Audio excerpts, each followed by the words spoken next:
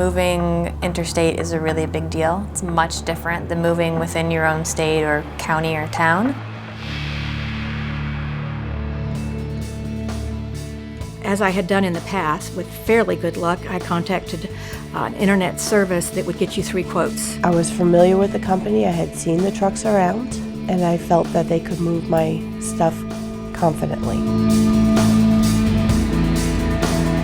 Everything about the day that we moved concerned us. When your movers are 5 hours late, you're concerned. When you can't get a hold of your moving company, you're concerned. The moving company showed up in an unmarked, completely white box van. They told us a different company would actually be moving us and explained to us that they were a brokering agency and they had contracted another moving company to take our things. But what was especially troublesome was that they weren't keeping track of the boxes that left my apartment.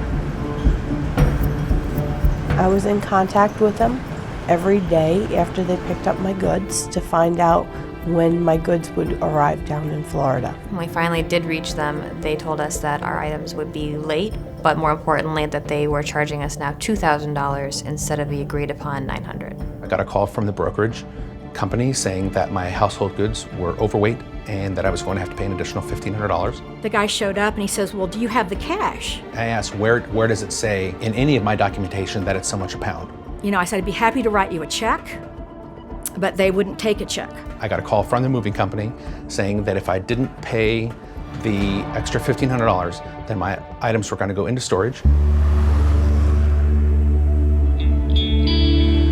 So I went ahead and paid the extra $1,500 just to expedite getting my household goods. Our lawyer and my mother meet with an intermediary in an undisclosed location and hand over a cashier's check in exchange for a storage locker key with the address on it. And as I was checking off boxes on the inventory, about 80 of my boxes didn't have stickers on them, so I couldn't tell if all my things were there or not.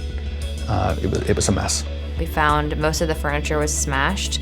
Many of the boxes were stomped in. There were visible boot prints all over everything. So not only had they roughly handled or mishandled, it seemed like they had purposely destroyed things. And while this has turned my life upside down, I'm not a victim, and I don't want anybody else to be a victim either. The more you know about your mover, the better your move can be. You can protect your move from fraud by researching the company you're using, review their license and history, and learn if they have received any past complaints.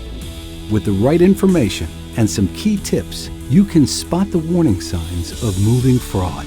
Do Better Business Bureau searches. I would Google the company online to see what sort of complaints are out there. Finding out if the company you're paying is going to move you or if they're going to contract you to someone else. And if they are, then looking into that company as well. The Federal Motor Carrier Safety Administration has some great tools. You can find out safety records.